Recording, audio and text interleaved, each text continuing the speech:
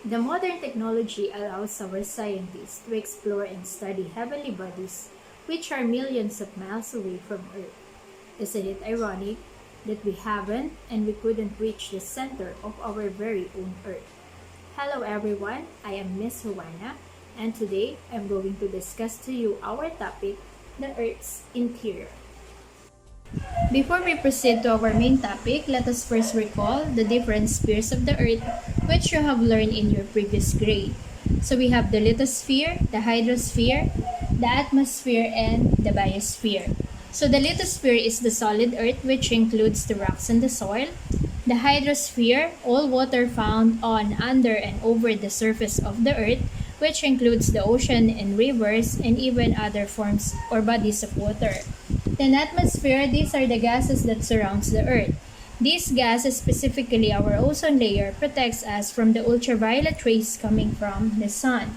Then we have the biosphere, which includes all forms of life, including plants, animals, humans, and even microorganisms. Since our topic is about the interior part of the Earth and the layers of the Earth, it has something to do with our lithosphere or the solid Earth. Let us now identify the different layers of the Earth.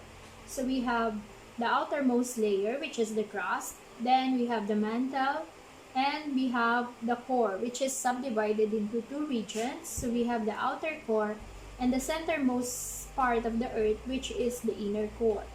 So this illustration is a cross-section of the Earth.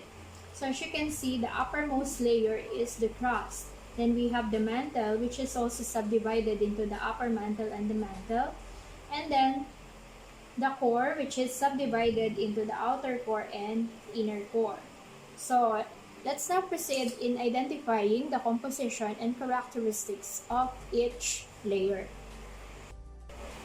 The Earth's crust is the outermost layer of the Earth.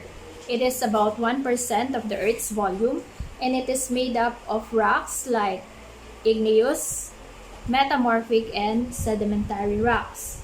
So the igneous rocks are formed from magma. These are liquid rocks that has cooled and hardened inside the Earth. While the sedimentary rocks are formed over long periods from broken rocks, chemical sediment, and debris, while the metamorphic rocks are exposed to very high pressure and hot temperature. The thickness of the crust is about 5 to 80 kilometers. The temperature of the crust increases with depth because of the geothermal energy. Where the crust meets the mantle, the temperature is between 200 to 400 degrees Celsius. The crust is the coldest layer of the Earth because it is exposed to the atmosphere. The crust is subdivided into two regions, so we have the continental crust and the oceanic crust. The continental crust is found in the land masses, while the oceanic crust is found on the ocean floor. The continental crust is thicker, which could reach up to 35 to 40 kilometers in thickness, but in some regions, like in the mountainous regions, the thickness of the continental crust could reach up to 70 to 80 kilometers in thickness, while the oceanic crust is about 7 to 10 kilometers in thickness, 8 kilometers in average. The continental crust is thicker compared to the oceanic crust, but the oceanic crust is heavier than the continental crust because the oceanic crust is made up of dense rocks such as basalt, while the continental crust is made up of less dense rocks such as granite.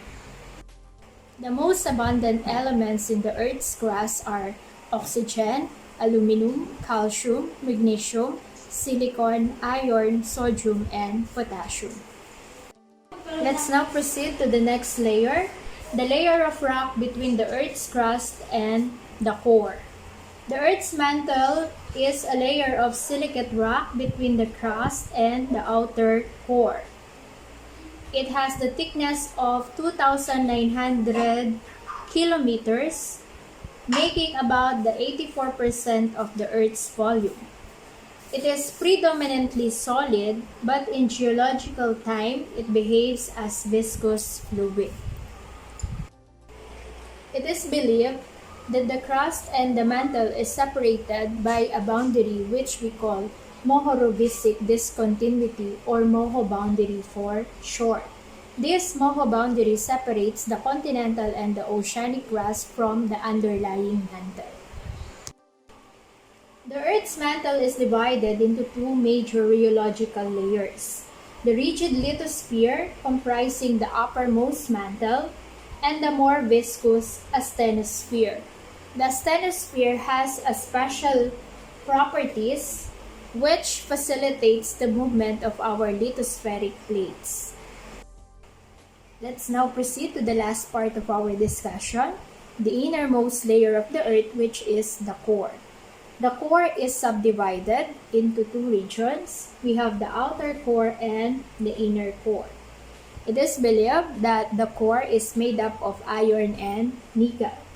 At maximum temperature, the outer core could reach up to 2000 degrees Celsius, which melts the iron and the nickel, while the inner core could reach up to 5000 degrees Celsius, which could have molten the iron and the nickel, but it is believed to be solidified because of the pressure freezing, which is very common to liquid under tremendous pressure. As a recap of our discussion, the Earth is composed of three major layers. So we have the crust, the mantle, and the core. The crust is the outermost and the thinnest layer of the Earth, while the mantle is the middle layer and makes most of the volume and mass of the Earth. And the core is subdivided into two. We have the liquid outer core and the solid inner core. Let me end with a quotation by Marlee Matlin. The Earth does not belong to us. We belong to the Earth. Have a good day.